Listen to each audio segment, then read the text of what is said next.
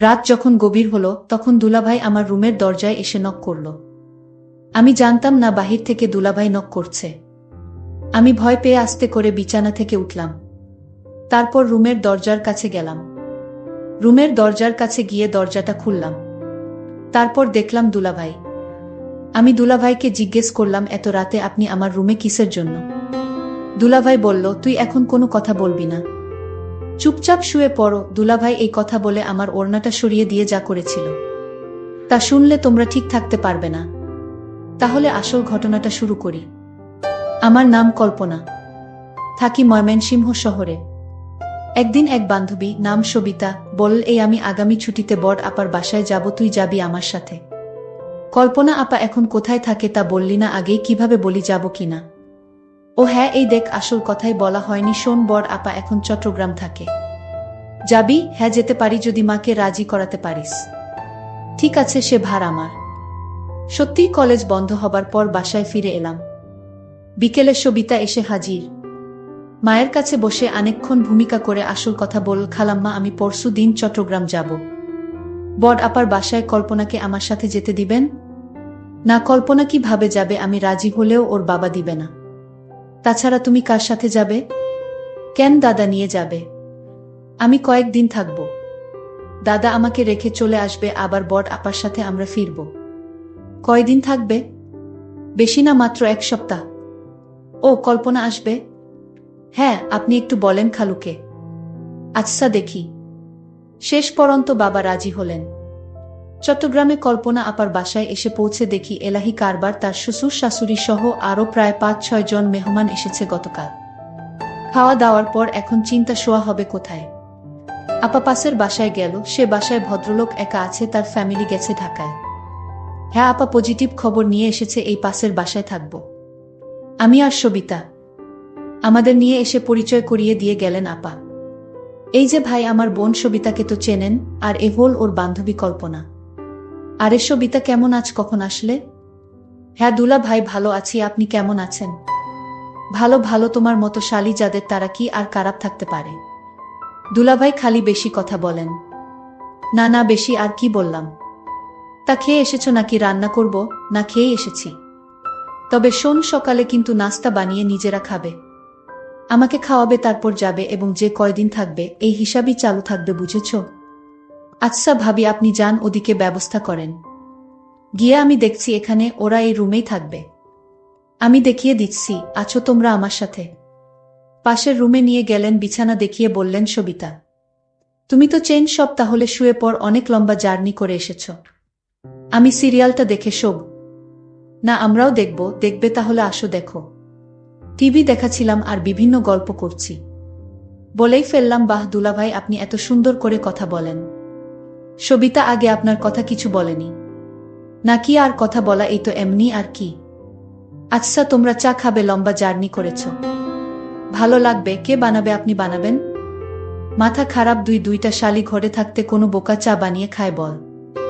সবিতা বলল, না দুলাভাই, আমি বানিয়ে আনছি, আপনি বসেন।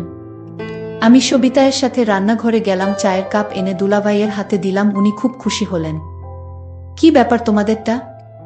না, এখন চা খেলে ঘুম হবে না, আপনার জন্যেই বানালাম।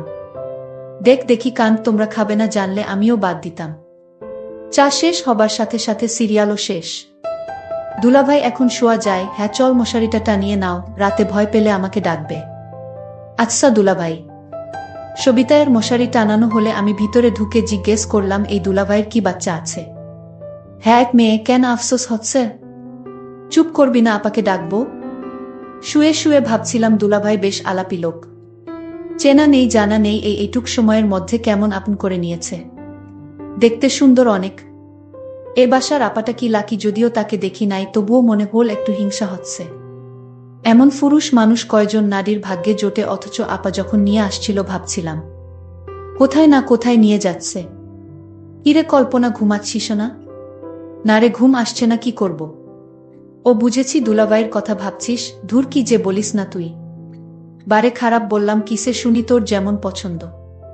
দুলাভাই একেবারে হুবহু তাই, যদি তার বউয়ের না থাকতো তাহলে আমি প্রস্তাব দিতাম। আচ্ছা, রাত কত হয়েছে দেখেছিস, এখন ঘুমাবার চেষ্টা কর। পরের রাতে আবার এলাম। দেখি দুলাভাই টিভি দেখছে, সাইড টেবিলে চায়ের খালি কাপ। কি দুলাভাই, কি দেখছেন? আরে আসো আসো, বসো, বল কি খেদমত করতে পারি? না, আপনাকে খেদমত করতে হবে না, আপনার জন্য কি করব তাই বলেন। যা দরকার তা তোমরা পারবে না। কেন পারবো না বলেই দেখেন পারি কিনা। চা বানাবো? তোমরা খাবে না? তাহলে থাক। থাকবে কেন, এখনই আনছি। দেখ যদি পারো, ভালোই হয়। সেই সন্ধ্যা থেকে ভীষণ মাথা ধরেছে। টিভিতে আমার প্রিয় একটা সিরিয়াল চলছিল, কিন্তু সবিতায়ের ঘুম পাচ্ছিল বলে ও ঘুমাতে চলে গেল। আমি কি করি ভেবে রয়ে গেলাম, দেখেই যাই। চা খেয়ে দুলাভাই বললেন, একটু কড়া করেছ বলে চাটা ভালো হয়েছে, দেখি যদি মাথাটা ছাড়ে। একই দুলাভাই, আপনার চোখ এমন লাল হয়ে আছে, কপালের পাশে রগ ফুলে গেছে কেন? ওই যে বলছি না, মাথা ব্যথা, এটা আমাকে খুব কষ্ট দেয়। মালিশ করে দিব? না থাক, তুমি বেড়াতে এসেছো, আবার কি মনে করবে? কি যে বলেন দুলাভাই, কি মনে করব? আপনার কষ্ট হচ্ছে তো। আর তাছাড়া মাথা ব্যথা কমাতে মালিশের কোনো বিকল্প নেই। দুলাভাই, আমি মালিশ করে দেই আপনার কপালটা, তাহলে ব্যথা কমে যাবে। না, তুমি পারবে না। এই জন্যে আমার স্ত্রী আমাকে ছেড়ে সাধারণত কোথাও যায় না। এই যন্ত্রণাটা খুব খারাপ। আমি এতক্ষণ শুয়ে পড়তাম, তোমাদের জন্য বসে রয়েছি। আচ্ছা, সবই ঠিক আছে, এখন আপনি কোনো কথা না বলে চলেন, বিছানায় শুয়ে পড়েন। আমি আপনার মালিশ করে দেই, আমি ভালো মালিশ করতে পারি। মায়ের মাথায় ব্যথা আছে তো, তাই সবসময় মালিশ করতে হয়। কিন্তু সবিতা দেখলে কি বলবে? আরে অসুখ হলে সবাই মানুষকে সেবা করতে পারে, এই নিয়ে আপনার ভাবতে হবে না দুলাভাই। আরে ধুর, সবিতা ঘুমিয়ে পড়েছ, আপনি জানেন না ওর ঘুম মরার মত। আর জানলেই বা কি আসে যায়, অসুস্থ মানুষের সেবা করতে হবে না? ও তাহলে চল। দুলাভাই উঠে তার শোবার ঘরে গেল। আমি সবিতাকে এক নজর দেখে দুলাভাইয়ের পিছনে গেলাম। আপনারা বিশ্বাস করেন, আমার অন্য কোনো উদ্দেশ্য ছিল না। লাইট জ্বালাতে চেষ্টা করলো, কিন্তু লাইট কিছুতেই জ্বলল না। একই টিউবটা আবার গেল। ধ্যাত, এই জন্যে আমার টিউব লাইট একেবারে পছন্দ না। শেষ পর্যন্ত ডিম লাইট জ্বালাতে হলো। দুলাভাইকে আমি তার মাথায় মালিশ করে দিচ্ছিলাম। দুলাভাই বলল, তুমি তো দেখি একেবারে ডাক্তারের মতো মালিশ করতে পারো। কি যে বলেনে দুলাভাই, আমার মায়ের মাথায় প্রতিদিন মালিশ করি তো, তাই অভ্যাস হয়ে গেছে। দুলাভাই বলল, তাই তো বলি, এত ভালো করে মালিশ করা কোথায় থেকে শিখলা? দুলাভাই, আপনারে একটা কথা বলি, আপনি যদি বিয়ে না করতেন তাহলে আমি আপনাকে বিয়ে করে নিতাম, আপনাকে বিয়ের প্রস্তাব দিতাম। আমি তাকে জিজ্ঞেস করলাম, কেন? দুনিয়ায় এত মানুষ থাকতে আমার প্রতি নজর পড়ল কেন গো? দুলাভাই, আপনার মতো মানুষ আমি কোনোদিন দেখিনি। আপনি যেমন সুন্দর তেমন আপনার কথাবার্তা। আপনি যাকে বিয়ে করেছেন সে তো ভাগ্যবতী। আরে তুমি যা মনে করছো তা না। তুমি হয়তো ভাবছো আমি বিয়ে করে অনেক ভালোই আছি, কিন্তু আমার মনের অবস্থা তুমি জান না। আমি আসলে এই সংসার নিয়ে ভালো নেই। তোমার ভাবির আচার আচরণ তেমন একটা ভালো না। তোমার ভাবি আমায় তেমন পছন্দ করে না। আমি বললাম, দুলাভাই আপনি কি বলেন এসব?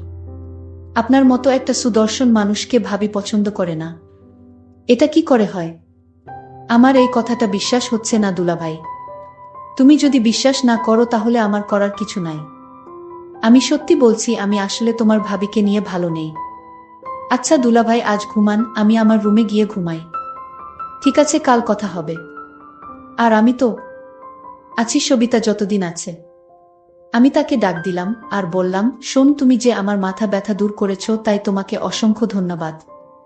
আরে দুলাভাই, আপনি আমাকে ধন্যবাদ দিয়ে ছোট করবেন না, কারণ আমি তো রোগী মানুষের সেবা করেছি। সমস্যা নাই, কাল আবার কথা হবে। তাহলে আমি এখন যাই। আচ্ছা ঠিক আছে, যাও। পরের দিন রাতে আমি আমার শালীকে বললাম, আজ আমার সাথে দেখা করো রাতে। আমি বললাম, ঠিক আছে দুলাভাই, আপনি রুমে যান, আমি আসব। আমি আমার রুমে গেলাম। আজ আমার মাথা ব্যথা তেমন নাই। তারপরও আমি ভাবলাম কল্পনাকে দিয়ে। আমি কল্পনা মানে আমার শালীর জন্য অপেক্ষা করতে লাগলাম, কিন্তু কল্পনা আজ কিছুতেই আসছে না। আমি ভাবতে লাগলাম, আজ কল্পনা আসলে আমি তার কাছে থেকে আমার মনের চাওয়াটা পূর্ণ করে নিব।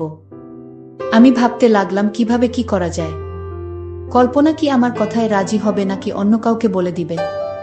কারণ আমার খুব ভয় হচ্ছে, যদি আমার স্ত্রী কিছু জানে তাহলে আমার 12টা বেজে যাবে। আর তাই যা করতে হবে খুব ভেবে চিন্তে করতে হবে। আমি কল্পনাকে আস্তে করে ডাক দিলাম, কল্পনা এইদিকে আসো তো, তোমার সাথে জরুরি কথা ছিল। আমি বললাম, দুলাভাই আসছি। আমি দুলাভাইয়ের ডাক শুনে তার রুমে গেলাম। আমি বললাম, দুলাভাই চা করে দিব। দুলাভাই বলল, তোমার হাতের চা খেলে আমার মাথা ব্যথা ভালো হয়ে যায়। তাই নাকি দুলাভাই? তুমি এমন ভাব করছো মনে হয় কিছুই তুমি জান না। দুলাভাই, আমি সব জানি, এমনি আপনার সাথে মশকরা করছিলাম। আরে তুমি আমার সাথে মশকরা করো, কিন্তু আমার মনের ভিতর তো কোনো শান্তি নাই। দুলাভাই, আপনি চাইলে আপনি মনে শান্তি পেতে পারেন। আমি বললাম, কিভাবে পাবো? তোমার ভাবি যে অহংকারী মানুষ, তার কাছ থেকে ভালো কিছু পাওয়া সম্ভব না। এরই মধ্যে আমার স্ত্রী বাসায় হাজির। তুমি চলে আসছো, তুমি না বলেছিলে আরো 2 দিন তোমার বাপের বাড়িতে থাকবে? আরে আমি এতদিন থাকলে তোমার কষ্ট হতে পারে, আর তাই ভাবলাম চলে যাই। আমি ভাবির ব্যবহার তো খারাপ দেখলাম না। ভাবি বলল, এই 2 দিন তুমি কেমনে আছো, কি করছো, ঠিকমতো খাওয়া দাওয়া করছো কিনা তা নিয়ে আমি মহা দুশ্চিন্তায় ছিলাম। আর তাই তো কোনো কিছু না ভেবে চলে আসলাম। যাক, ভালোই করেছে, তোমার ছোট বোন আসছে, তুমি আর কয়দিন থাকলেই হতো। তারপর ভাবি বলল, যাও তুমি স্নান করে আসো, আমি তোমার জন্য খাবার রেডি করছি। তারপর দুলাভাই স্নান করে আসলো। ভাবি নিজ হাতে দুলাভাইকে ভাত খাওয়াইয়া দিচ্ছিল।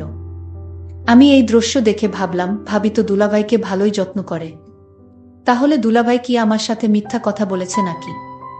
আর দুলাভাই আমার সাথে মিথ্যা কথা বলবে কেন? এখন আমি বুঝতে পারলাম, দুলাভাই আমায় মিথ্যা বলে আমার কাছ থেকে কিছু আদায় করতে চাইছিল। যাই হোক, দুলাভাইয়ের মক্কল বুঝতে আর আমার বাকি রইল না।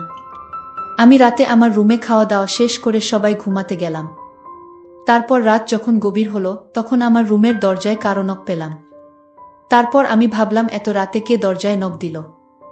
আমি কিছুটা ভয় পেলাম। তারপর আমি আস্তে আস্তে বিছানা থেকে উঠলাম আর দরজার কাছে গেলাম। তারপর মনে সাহস নিয়ে রুমের দরজাটা খুলে দিলমা। তারপর যাকে দেখলাম সে আর কেউ না, সে আমার দুলাভাই। আমি দুলাভাইকে বললাম, আপনি এত রাতে আমার রুমে কিসের জন্য? দুলাভাই বলল, ওই দিন তোমায় বলেছিলাম যে আমার কপালে সুখ নেই। আমার মাথা প্রচণ্ড ব্যথা করছে, অথচ তোমার ভাবিকে বললাম আমার মাথা ব্যথা করছে, একটু মালিশ করে দাও। সে রাগ দেখিয়ে বলল, আমি পারবো না। মাথা ব্যথা করলে ট্যাবলেট খাও। কিন্তু ট্যাবলেটে তো আমার মাথা ব্যথা সারে না।